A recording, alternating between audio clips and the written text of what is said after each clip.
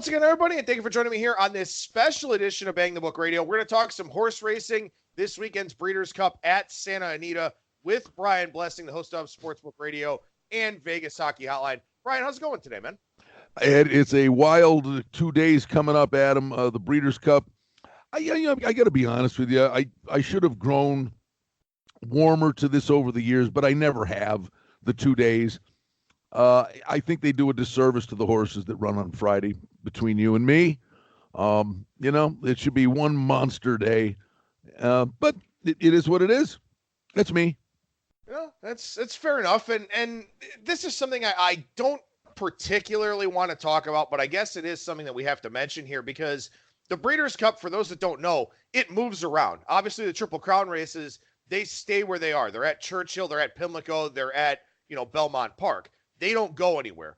The Breeders' Cup weekend does move around. Last year, for example, it was at Churchill. It was, 2 years ago? It was at Del Mar. It's at Santa Anita a lot, but it's back at Santa Anita here this year. And there is some controversy at Santa Anita. And I just want to get your thoughts on, how, that may overshadow this weekend here where Santa Anita's had a lot of problems with horses dying. Well, yeah, it's a pretty broad discussion. But what I would say to you is that, yes, it's a calamity what happened in the spring meet there. And then, of course, the animal rights activists come out of the woodwork. The, CNN comes and, they don't look cross-eyed at horse racing. And then something like this happens and they come and they did a big interview and focused on Sherry Hollendorfer, who had a number of horses go down. And then California Racing scapegoats Jerry Hollendorfer, and he gets suspended. So, it's like they threw him under the bus. It's an awful thing. The bottom line is these horses are, for the most part, there are good people and bad people in any walk of life. These horses are treated like kings. They're assets. They're worth a lot of money. And if you want to really cut to the chase, and not to sound callous, but the bottom line is, if it weren't for horse racing, these animals would not even exist. They're bred to be horse races, or to be race horses. And you know what I'm saying? It's awful. Well, then the horse wouldn't even be around. The horse was bred to do this. Now, that doesn't mean you take every precaution for things to go right. It's bad things happen. They're 1,200-pound animals on spindly legs. Bad things happen. I'm not being callous about it. It's the most sickening thing. I used to work at a racetrack. It breaks your heart when it happens. But it just drives me nuts that Yahoo does it. Real Sports did it on Derby week. They don't look cross-eyed at horse racing, but people are paying attention to the Kentucky Derby. So Real Sports is going to do a story on Mountaineer Park and how the horses are mistreated. There's a dark side to things, but they show up when the big day comes around. So first of all, I got a stone in my shoe about all that stuff, but the prayer is that this goes off without a hitch and nothing happens with the actual races and the spotlights that's going on here, because the bottom line is there was a real problem at this track. They got all the rain. They lost the base of the track. And you can run around the track and stick a yardstick down into the dirt and go, hey, it's fine. Well, a little different when a 1,200-pound animal's digging into it, running 30 miles an hour. So, fingers crossed. But I don't know. That was long-winded. Covered about 7 aspects of it. Does that sum it up? Yeah, I think so. And the reason I kind of bring it up, not to have so much of a discussion about, the industry of horse racing in general, but, you sent us a video for this weekend. I posted that over on our Bang the Book YouTube page. And that was one of the primary takeaways, was that you mentioned that, this track it's a very thick track now at this point in time. So, I don't know if these horses are having issues because of the thickness of the track, if it's something within the stables or something like that. But what does this do in terms of your handicapping to where maybe speed horses have a little bit more of an issue because they're going to be digging in so much farther? Does this change the handicap for you? Well, we're recording this Friday morning. And what I would say is watching the races Friday is going to be critical. Watch the undercard races before the Breeders' Cup starts to see if indeed, if there's a bias What for all reports and what we've seen from Santa Anita to this point, really good horses are running really slow times, and the reality of it is, the time doesn't matter. It's always my big bone to pick at Derby Day, and they do a remarkable. You get a monsoon for the Kentucky Derby all day, and then the race comes up and the track's fast or it's wet fast because they have turf races before the Derby, and they do an amazing job. But they all have this fixation on scraping the track down to get record-setting times. Who cares? Who cares how fast they're going? You want an exciting, entertaining race, and give the speed horses, the stalkers, and the closers, give them all a fair shot to win. Well, you mentioned that, you want to pay attention on Friday. And again, we are recording this Friday morning, and there's not going to be a whole lot of time for people to check this out before, the main events here on Saturday. Although that being said, this is a course out in California. So all these times very late. It's going to be, nighttime racing, basically, for those of us on the East Coast. And on Friday, it's all juvenile races. And basically what I want to look at here in terms of the juvenile races is that the main event of the night, the Breeders' Cup Juvenile, tonight, 7:03 p.m. Pacific time for the post here in this one. You want to pay attention to this one because if you want to try and get some value well in advance of the Kentucky Derby, before the road to the Kentucky Derby races actually get going, this is kind of where you want to look. And when you look at some of the past winners here, you talk about Game Winner, you talk about Good Magic, you talk about Classic Empire, Nyquist, who actually went and won the Kentucky Derby after winning this race at Keeneland in 2015. You can start picking out some of the Derby contenders based on what happens in this race. Yeah, and it just is a friendly slip just to make sure it's 7:03 Eastern. It's 4:03 Pacific. Okay. Right? Yep. So just a quick point. The Breeders' Cup Juvenile, what happens here every year, Adam, is the horse that wins this race is going to be, quote unquote, the front runner and will be made in future pools the favorite in the Kentucky Derby. But beyond that, the reality of it is probably three of the horses that run in this race could go on to do really good things and get into the Kentucky Derby. The bottom line is, and there's no guarantee that the horse that wins this race gets in the Kentucky Derby. Not just because it's hard to get them to the gate, but the format for the Derby's changed. It used to be purse money that is what got you in. So the horse that would win the $1 million Delta jackpot as a 2-year-old would take up a space in the Kentucky Derby and would have no shot. So now they've changed it that it's a point structure thing that escalates the closer you get to the Derby. So, the bottom line is this is a building block to the real Derby prep races. Dennis Moment is the number one. Looks really, really good for trainer Dale Romans, a son of Tisnow, and has shown speed and the ability to stalk. The one thing I would say, but when you go through this race, I mean, eight Rings is a good-looking horse. Bob Baffert going to John Velasquez, which is really rare. Baffert using an East Coast rider, and this horse will take a ton of dough. Has tons of speed. Won the American Pharoah. Has a race over the track's a good thing.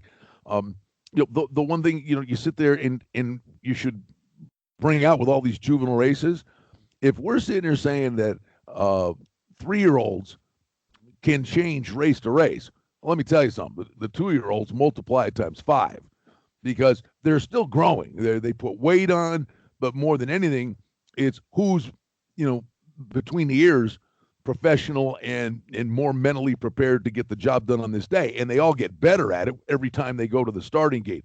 So anybody, honestly, anybody in this race could say today's the day, and that improvement just, like, where'd that come from? Well, that's just the nature of the beast when you're talking about 2-year-olds.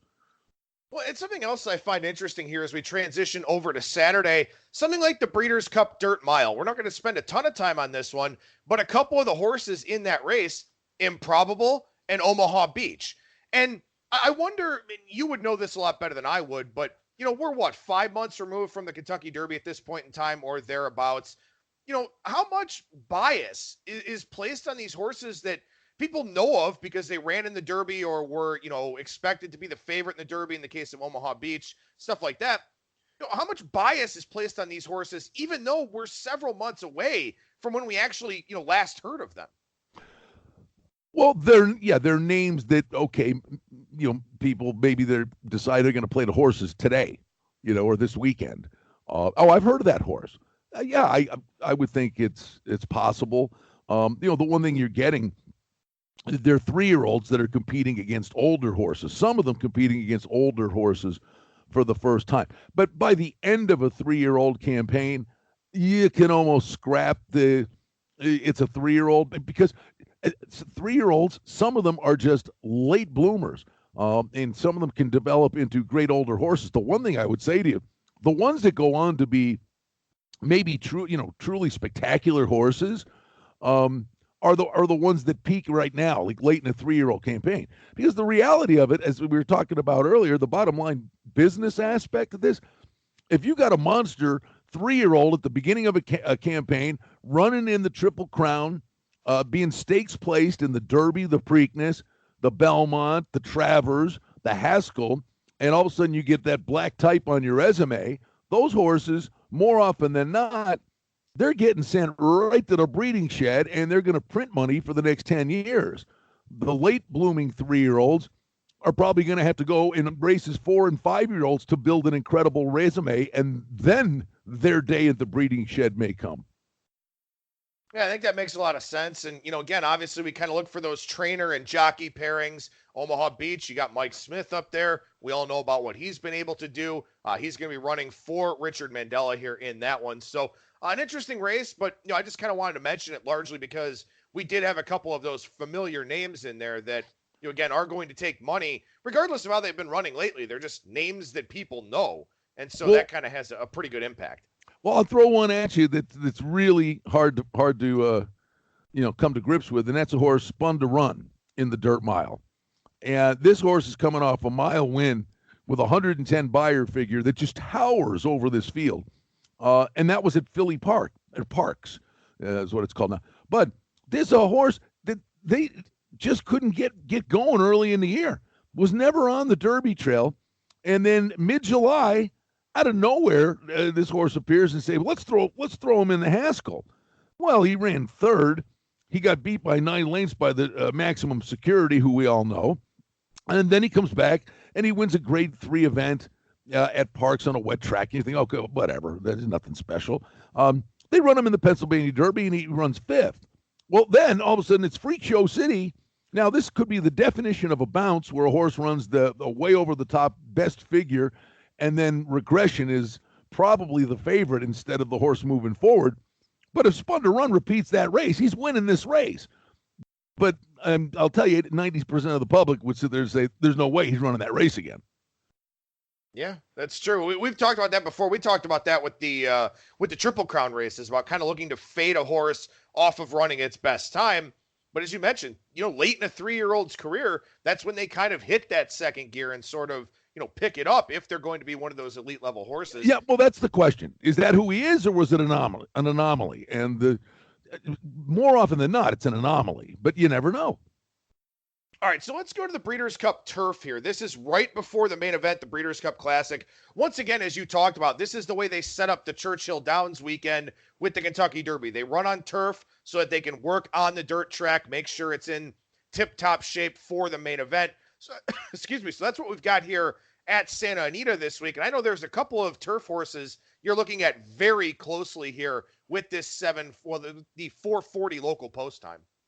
Yeah, I on a daily basis, daily maybe is not the word, but throughout the year, I marvel at the fact that the betting public continues to do this, and that's when a European turf horse shows up in North America for the first time, and everybody just looks at the horse and says, I don't know what to do with that horse, and the horse gets Lasix for the first time, and just runs like a reindeer, and the horses constantly go off 10, 12 to 1. Then the next time the horse runs, he's 8 to 5.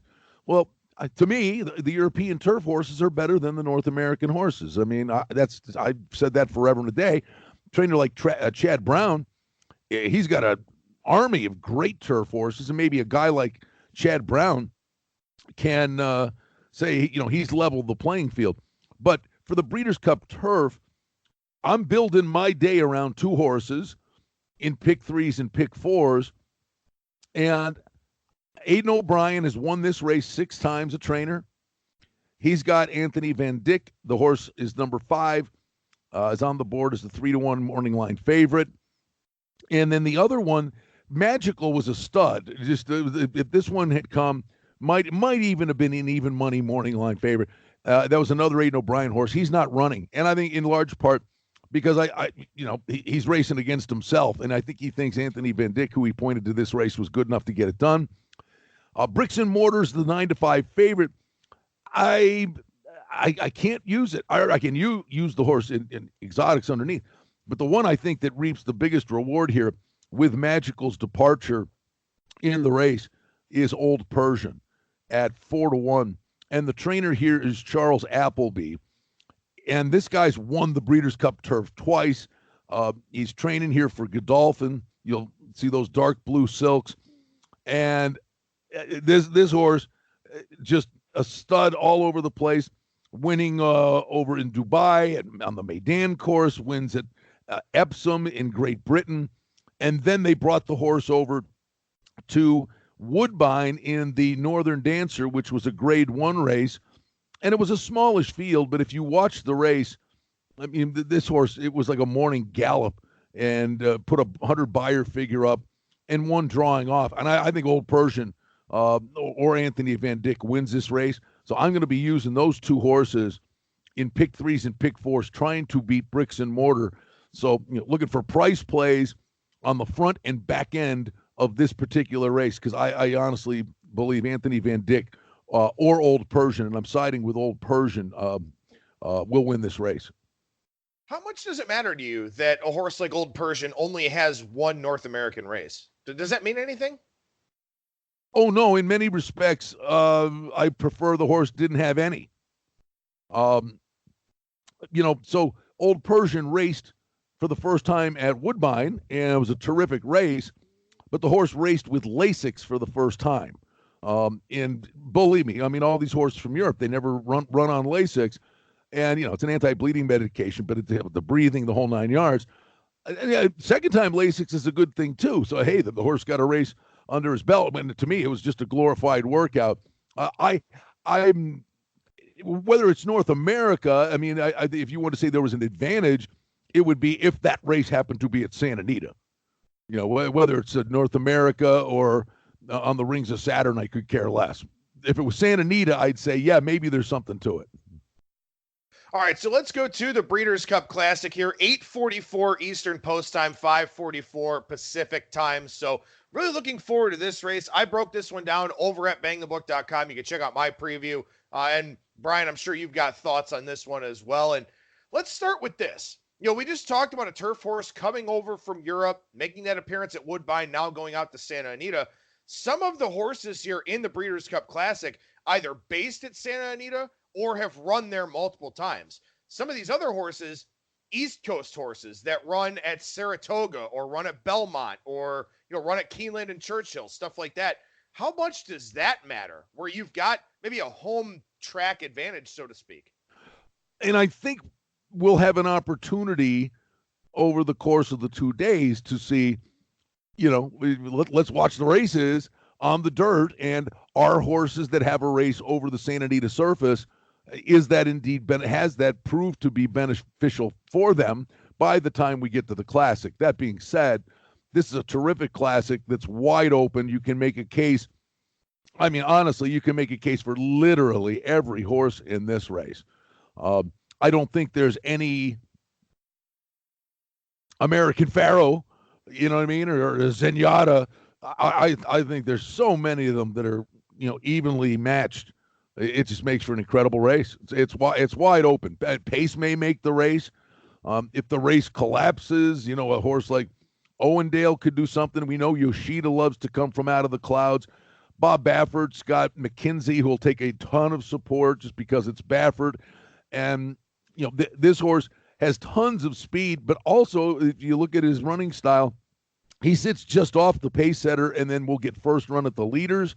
7 races at Santa Anita for McKenzie with 3 wins and 4 runner-ups. So he's never out of the exacta. So I think you're hard-pressed not to use McKenzie in exactas and tries, but whether he gets the W, that remains to be seen. I think there are a couple other. There's so many subplots to this race, Adam. I don't know that this angle works in this race because so many people have pointed for it. But John Velasquez, the jockey, is Todd Pletcher's go-to guy, and Todd Pletcher is John Velasquez's meal ticket. It happens about 6 times a year in big races where John Velasquez is riding in a race opposite Todd Pletcher. And more often than not, the Todd Pletcher horse, if you go and look, John Velasquez has ridden that horse at some point. So basically, John Velasquez with Vino Rosso and Code of Honor, Velasquez is telling you he likes Code of Honor better because he's riding for Shug McGahee. And these two just they were separated by a nose in their last race. And that was the Jockey Club Gold Cup, which is a great race. But that was also a prep for this race. So basically, John Velasquez was telling you before the Jockey Club Gold Cup, with his eyes on the Breeders' Cup Classic, that he likes Code of Honor better than Vino Rosso. So are we to trust the guy that actually rides the horse to tell us who the better horse is? I don't know, but I will tell you this. I do like Code of Honor. Code of Honor, probably my favorite horse here in this race because that horse has 2 wins at 1.25 miles. And Vino Rosso doesn't. Vino Rosso is 0 for 3 at 1.25 miles. So maybe that's why Velasquez makes the decision here to go with Code of Honor. Just feels like that horse can handle the distance better. Keep in mind, a lot of horses don't do 1.25 miles. A lot of horses will do a mile, a mile and, whatever, mile and an eighth, something like that.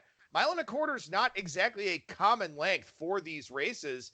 But the fact that Code of Honor has won a couple at that distance, I think that's kind of the separator there. And I do like Vino Rosso, I will say that. But I think Code of Honor is probably my favorite here. And I am actually looking to fade McKenzie. I don't know how you feel about that. But McKenzie's another one that, hasn't shown as much at this distance.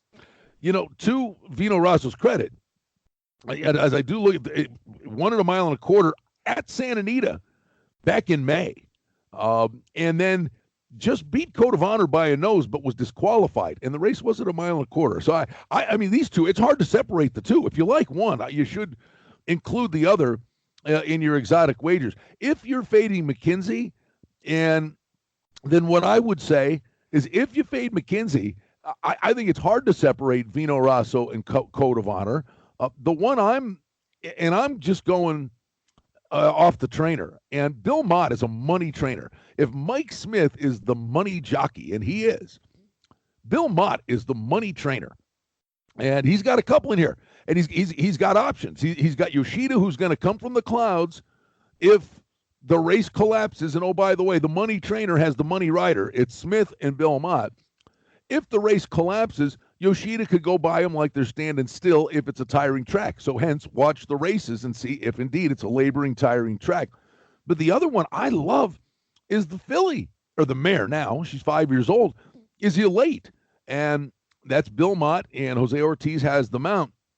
And he had options. He could have said, I'm going to go and try to cash a $2 million ticket on a race for the fillies. And he's opting for this. And the resume is ridiculous for Elate. So, and it'd be a great story. I mean, it's been done before. I was there. I will tell you, it's one of the craziest, one of the loudest sporting events of all the things I've been to. I've been to a lot of things, unfortunately, being so old.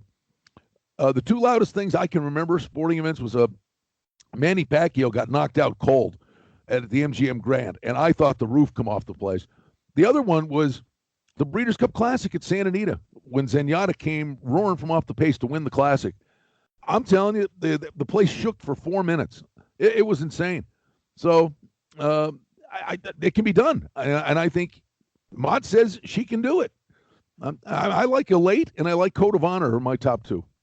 Yeah, I like Elate a lot too because Elate, 3 for 3 at 1.25 miles. So, that's not a bad thing. That's always nice to see. But also, we talk about bloodline and we talk about what the importance of bloodline actually is for some of these horses.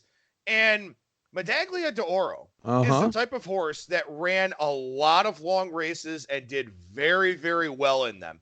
I agree with you. Elate is my second favorite behind Code of Honor as well. I'll throw Vino Rosso in the mix with some, exactas and a box trifecta here. But Elite is one. I would not be surprised to see that storybook ending on Saturday night. No, by the way, does that matter? Sure it does. And higher power is in the race, is the son of Medaglia d'Oro. So those breeding lines certainly mean something. And I just because I've made so much. Oh, it sounds bad. I've had big moments this summer. I put it that way. With into mischief runners, especially young runners, and all of a sudden here's Owendale, who again is a 3-year-old at the end of a campaign, and Owendale, some nice races. Won the Lexington, the Ohio Derby, and then the Oklahoma Derby. Yeah, they're not as big marquee races as as many of the others. In race mid-pack, it finished 5th in the Travers, but Brad Cox is another guy. All these trainers, we see it all day. Dallas Stewart's a terrific trainer. This race, honestly, Adam, I may be hitting the Allburger here, because the race before I'm using those 2 horses, and my real challenge is maybe the race prior to the turf, to really saddle up and find the winner of the distaff. I may be keying Midnight Bisou into Anthony Van Dyck and Old Persian, and I'm hitting all here, because all these horses have a shot. It's a great race. No, I completely agree. I think this is a phenomenal race. I think you've got a lot of subplots, as you mentioned, and something I think that we've illustrated really well, and this will be the point that I finish up on, and something that we can talk about next year when we roll back around to the Triple Crown, is the decisions that are made by these jockeys, by these trainers, by these owners. They show you, which of their horses should have the preferential treatment in this field based on who's going to be riding it, based on what they enter them in. You can find a lot of between the lines stuff in horse racing, and I think that's what you really need to try to key in on. Well, the one that's brutal, it's hard to find out. There's a reason if you go to every track, and the Ortiz is on the East Coast, or Velasquez is low-hanging fruit because he's got Todd Pletcher. But there's a reason that's top jockeys at all these tracks. If he's a 28% rider, and he's finishing second a lot, and he's the leading jockey at a meet. Yeah, he's a terrific jockey. I'm telling you, the guys who are the star of the show on this weekend that nobody knows about, and they're better than all of us put together, are the jockeys' agents. Because they're the guys putting the jockey on the horse. And a high-end jockey probably has a choice of 4 horses in a race. So the jockey's agent is the guy who really knows what's going on, and nobody knows who the jockey's agents are. They're the brilliant ones. Yeah, they definitely are. And speaking of jockeys, the last thing, I know you want to drive this point home, so I'll let you finish with this. A lot of big names here at Santa Anita, which opens up a lot of opportunities at other tracks around the country. Well, I used him as an example, and sure enough, the best jockeys vacate their tracks to go to the Breeders' Cup. There are home run opportunities at the other tracks. And I just like a guy who I love the guy, because when he's on the turf, he just gets his horses to run every time, is a guy like Junior Alvarado. He's like a must-use guy for me. I think he's every bit as good as the Ortizes and Velasquez, and people are starting to figure that out. Junior Alvarado, on Friday, I'm looking at the card at Aqueduct, and I don't have Saturday's form for Aqueduct yet. But I'll tell you right now, I can see Junior Alvarado winning 6-7 races on Friday and Saturday at Aqueduct, because he's going to get some mounts he didn't have, or he's going to be on a horse he regularly rides against a horse that's maybe slightly better against a jockey who's not as good as him, and he's going to be the difference maker. I'm keying my whole weekend around Junior Alvarado and Aqueduct, and then hoping I make money in the Breeders' Cup. That's what I'm doing. Well, a lot of good thoughts here. I like talking horse racing. It's something different. It's something out of the ordinary here, especially because we mainly focus on the 4 big events. But I definitely enjoy talking horse racing with you. Brian Blessing, the host of Sportsbook Radio, Vegas Hockey Hotline. I'm sure you'll have a little bit of Breeders' Cup stuff here on Sportsbook Radio today. Yeah, by the way, if I know you'll be getting this out, doing the show noon to 2 today, Pacific time, from Sunset Station, and we'll get you ready for the Breeders' Cup. And then Vegas Hockey Outline Steve Karp from Gaming Today's coming out. We'll be talking about the NHL, but he's a horse guy too. So the Breeders' Cup will be prevalent on both shows. But tonight at 6 p.m., we'll be doing a seminar. We do it always for the Derby and the Breeders' Cup in the sports book at Sunset Station. If people are listening and are in town, heading here, come on out. 6 p.m. They throw out pizza and soda for you. And it's a great panel. Richard Eng from the Daily Racing Forum, Hammer and Hank Goldberg, Dave Valeno, the track phantom, will be there. Brian Algern from Canterbury Park, a track analyst, is going to be there. Myself, Chuck Esposito. And I'm telling you, on an annual basis, when we do these things, we throw out some grenades that go off. So it's a fun seminar. That's tonight, 6 p.m. At Sunset Station. And then hopefully tomorrow, Adam, is, the stuff we do every day. We're putting 100 pounds in a 50-pound bag. Hopefully tomorrow's the day. Turn the phone off, sit down, concentrate, and enjoy a great day of horse racing. And then we'll get to college football and hockey and all the other stuff. But the Breeders' Cup takes center stage for me tomorrow. Yeah, definitely hoping that you get to enjoy your day there. And again, you can follow Brian on Twitter at Brian Blessing. Brian, always appreciate your time, man, no matter what it is we talk about. Thank you so much for doing a second show here with me this week. I'll talk to you again on Tuesday. All right, Adam. Make some money this week, bud. There you go. There's Brian Blessing. Yeah, we'll be back on Monday with our Week 11 college football first look with myself and Kyle Hunter, and also our first Handicapping the Hardwood segment for college basketball. We'll combine those on that Monday show here coming up after the weekend. I'll do it for me. Thank you so much for listening, everybody, and I will talk to you again on Monday.